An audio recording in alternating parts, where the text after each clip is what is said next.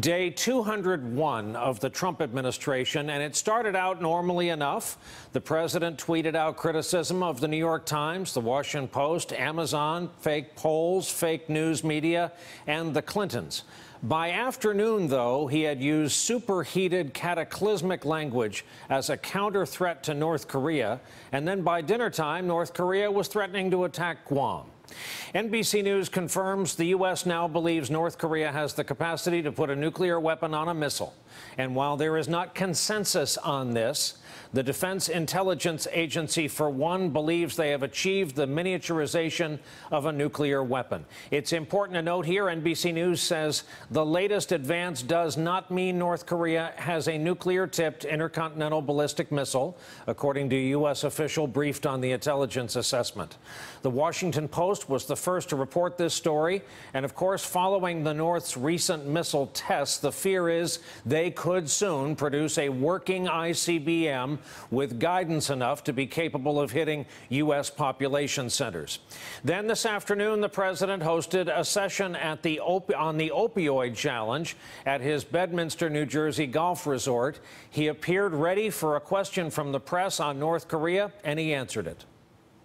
North Korea best not make any more threats to the United States.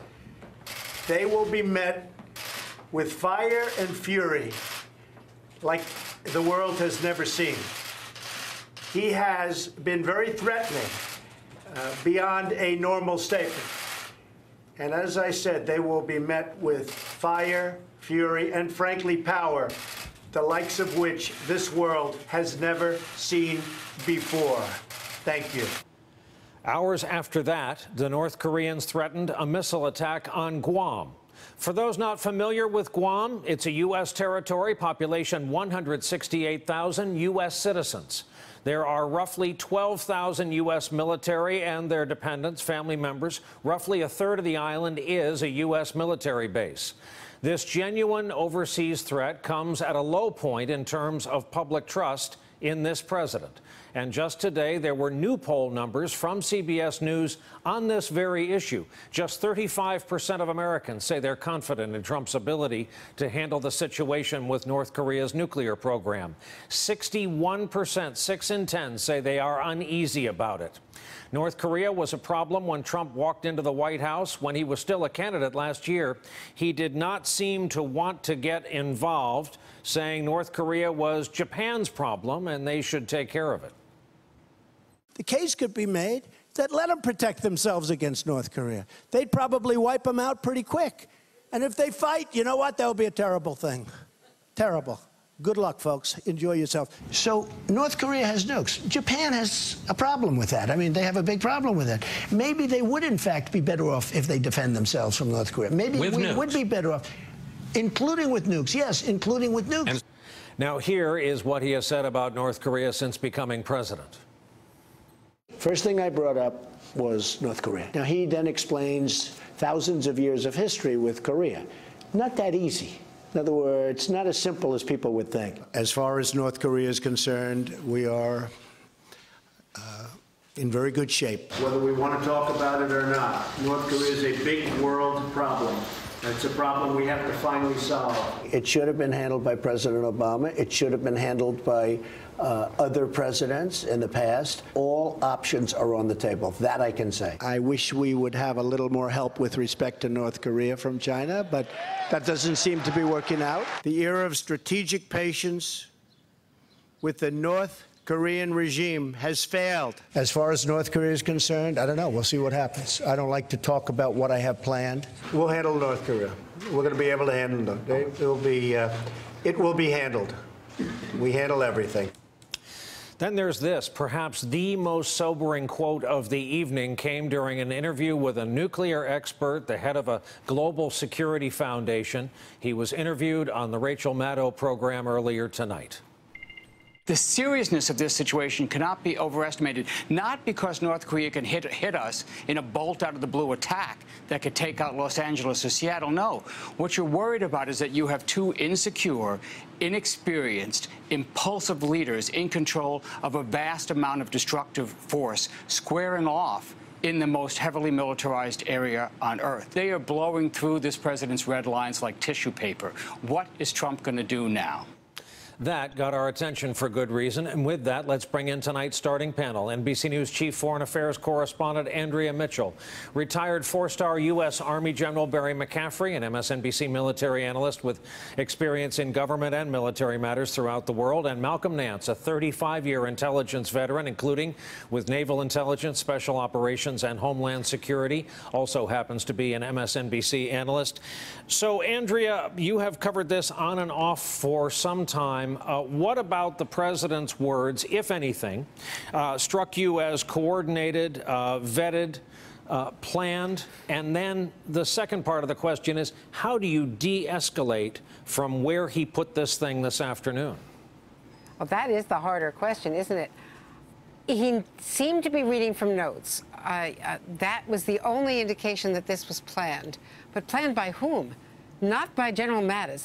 I'm just confident of that. I know that he has said publicly that any kind of military option would be catastrophic. I know how he has briefed people on Capitol Hill in classified briefings. I've gotten some readouts from that. And I don't believe this came from H.R. McMaster or from John Kelly. I don't know who other than Steve Bannon might have given the president those words. How do you pull back from that kind of red line? It's really extraordinary. Look, the B-1 bomber has been flying out of Guam continuously for a month now, since that first ICBM was launched. And North Korea wasn't happy about it. There were some statements, but nothing like the threat against Guam. I think that's an empty threat, but it certainly is a rhetorical response to President Trump tonight. And we've got to find some way to de-escalate this. Malcolm, this is why we keep saying credibility matters. Let's start with the letter A. Do you believe the intelligence that kicked this whole thing off today? You know, I've seen several escalations of, rhetoric like this that occurred over the last 25 years, most notably the run-up to the war in Iraq. It always starts off with intelligence, and this particular intelligence assessment that we've seen in the Post today is peculiar. Only because 6 months ago, the assessment is that North Korea couldn't miniaturize that warhead for 2 years. About a month ago, that was accelerated to early next year, about 6 months to 9 months out. Now we are at 0 hour, where they believe that it has already been done. This came from Defense Intelligence Agency, which their principal collection process is going to be imagery intelligence. It's possible North Korea may have done this, and they have very good intelligence. It's also possible North Korea may have placed in their line of sight imagery which would, a device which could look like that, and now they're accelerating their assessment, or it could be, a miscalculation.